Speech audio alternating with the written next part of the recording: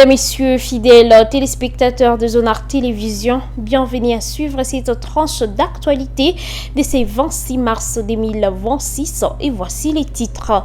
ONU, le Conseil de sécurité examine la situation en République démocratique du Congo et les rôles de la MONUSCO. Processus de Doha, Kinshasa réaffirme son engagement malgré la paralysie de négociations avec le mouvement de l'F-123. Joseph Kabila alerte sur une soudanisation de la crise congolaise. Kinshasa réagit vivement contre ces. Et enfin, à Lubero, mouvement de retrait des combattants M23 entre espoir et incertitude sécuritaire. Alors, messieurs, mesdames, restez connectés pour plus de détails. Le Conseil de sécurité des Nations Unies se réunit ce jeudi 26 mars 2026 pour examiner la situation en République démocratique du Congo lors d'une séance publique suivie des consultations à huis clos. Au cœur des échanges, les activités de la mission onusienne MONUSCO et l'évaluation de la situation sécuritaire dans l'est du pays. Alors la réunion sera présidée par Massad Boulos, représentant des États-Unis qui assure la présidence du Conseil de ce mois-ci. Un exposé est attendu de Viviane Van Deper qui présentera le dernier développement politique et sécuritaire, notamment les efforts de médiation en cours dans le cadre des accords de Doha et de Washington. Le Rwanda devrait également participer aux discussions. Avant la réunion, une déclaration présidentielle pourrait être adoptée pour rappeler à la désescalade alors que les violences persistent dans l'est de la République démocratique du Congo, malgré les initiatives diplomatiques engagées ces derniers mois. Les Nations Unies réitèrent par ailleurs leur appel au respect des droits humains et humanitaires, voulais-je dire, notamment la protection des civils et du personnel humanitaire dans les zones de conflit. Revenons sur la question sur le processus du Doha entre la République démocratique du Congo et les mouvements de l'F-123 qui restent au cœur des préoccupations alors que le combat se poursuit dans le province du Nord et du Sud Kivu sur fond d'accusations réciproques des violations du cessez-le-feu. Selon la ministre des Affaires étrangères, Madame Thérèse Kaikwamba Wagner, la paralysie actuelle des discussions ne serait pas liée à des divergences internes entre le parti, mais à des facteurs géopolitiques externes, notamment la détérioration de la situation sécuritaire au Moyen-Orient où se déroulent ces pourparlers sous la médiation du Qatar. Kinshasa affirme toutefois à rester attaché à ces processus considérés comme un cadre clé pour obtenir des engagements vérifiables de la part du mouvement de l'F-123. Des contacts sont maintenus avec les autorités qataries afin de relancer la dynamique des négociations.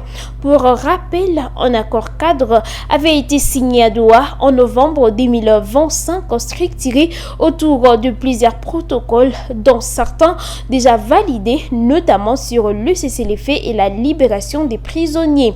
Mais plusieurs autres volets essentiels restent en suspens, notamment les questions sécuritaires, humanitaire et politique. En attendant des avancées concrètes, le processus marque le pas tandis que la situation sécuritaire continue de se détériorer sur le terrain, accentuant la pression sur les populations civiles. Après plusieurs mois de silence, l'ancien président Joseph Kabila Kabange s'est de nouveau exprimé sur la situation politique et sécuritaire en République démocratique du Congo. Dans une interview accordée à un média belge, il a évoqué une soudanisation de la crise congolaise, estimant que le pays présente des similitudes avec le processus qui a conduit à la partition du Soudan en 2011. Des propos qui ont suscité la réaction du gouvernement lors d'un briefing de presse. Le porte-parole Patrick Muyaya a dénoncé une déclaration aux intentions préoccupantes y voyant une tentative d'influencer l'opinion publique. Il a également rejeté les critiques sur la gouvernance actuelle, affirmant que les autorités travaillent à répondre aux attentes de la population.